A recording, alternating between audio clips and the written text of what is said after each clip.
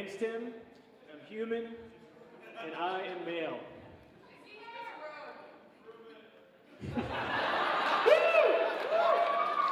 So the fact that I'm human and male means that I do some pretty stupid things. I don't mean to, it just kind of happens. It's like it happens automatically. The problem, I would say the problem though is, tonight I'm going to tell you why it's not my fault.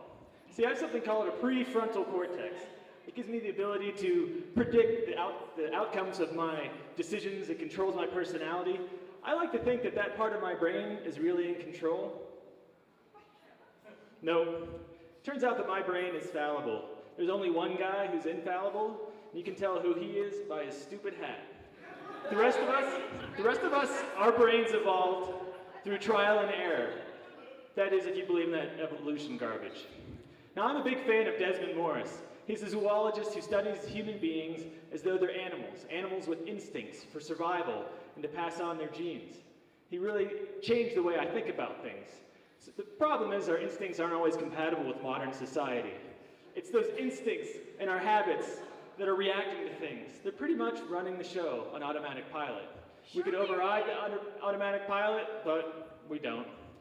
So same instincts, the wiring in our brains that make men see the female form, identify those curves and proportions, and we assess whether that woman is, how fertile she is. It's not our fault, it's just how we're wired. So Desmond Morris has this theory that human breasts actually evolved to mimic the form of the buttock. And the reason that our attention shifted to the front of our body is because we adopted an upright posture. But to guys, we don't care. We don't even know what's going on. We see shapes, and it makes us happy.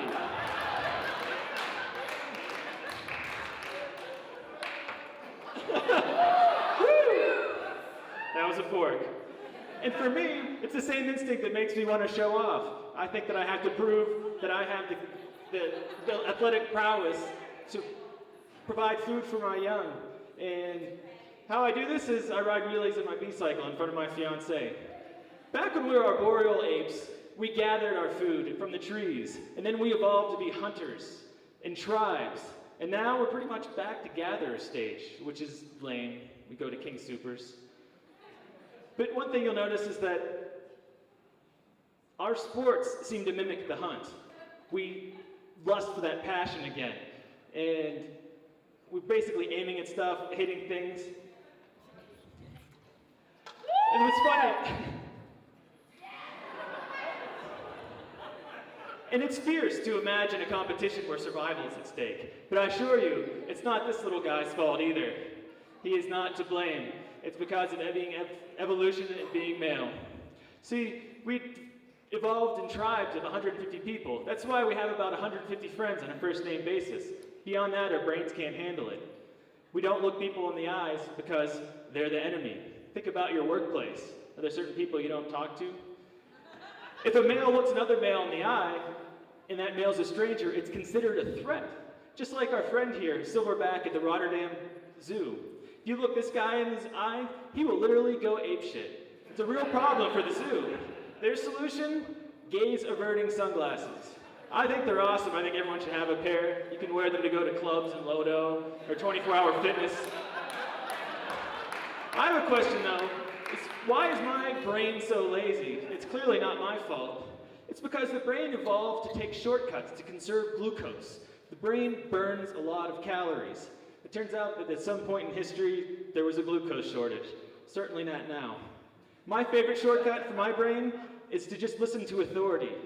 That way I don't have to think. If it's a doctor, a cop, or the butcher at Whole Foods, I'll listen to anything they say. They're the experts. That way I don't have to think. It's kind of pathetic.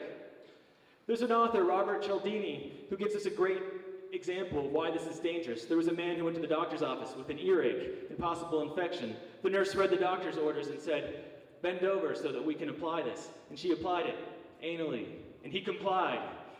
Here's the problem though. She misread the directions. It said, right ear, not rear. So that's the problem. There's no excuse Evolution is an excuse I like to use, but there's no excuse for having a rectal suppository for an earring.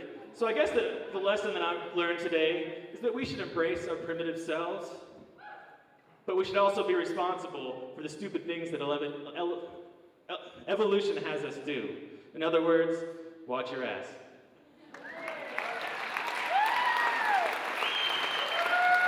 You got it.